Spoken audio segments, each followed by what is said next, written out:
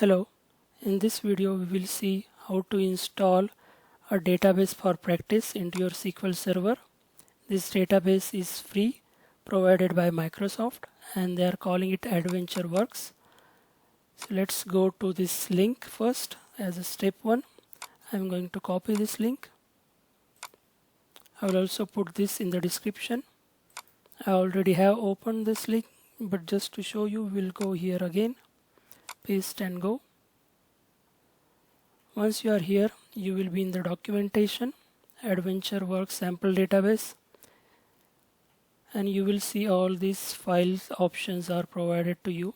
These are .bak files. Bak means these are backup files. You can just install any one of them. For the demonstration purpose, let me just install this one. We first need to download it. So I'm going to download this. Download has started and it's a small file which I have already downloaded. Let's open this. Once you open this file, you have to move it to a desired location. I'm going to copy this and I want to keep it in this folder. Yeah, I already had the file. So once you are here and you have the file in your system, that is the second step. In some of the documentation, it might ask you to place the file in C folder, C drive, program files, but that might throw error because of access issues. So that's why I have placed the file in this folder in H drive. After that, we are going to restore the file to SSMS. To do that, let us right click on database. You will see the option restore database. Once you are here, you are going to see source. Our source is the file which is on our device.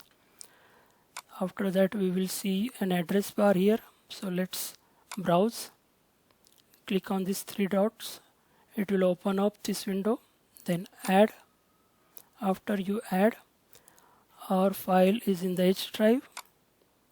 In the H drive, my file is in SQL tutorials. I'm going to open this. You can see this is the file that I had downloaded. I'm going to click OK. Select this, click OK. The file is here. View connection properties. Let's load the file. Let's see if it works. OK. It has failed, but no need to worry. There is a simple solution for that. Click on files. Once you click on files, we will see this option, relocate all files to folder. Just click on these options. Click OK. Then it will be able to fetch the file. We just change the default location to a new location, and you can see the database AdventureWorks LT, that is light version 2022, restored successfully. Click OK and you can see the database is here now. If I open this, I will be able to see some tables. Let us query any one of the table. You can see the data is there. Let's query some other folder. You can see the data is there. So this is how you can download any one of these .back files and load it to your SQL server, and you can practice all you want.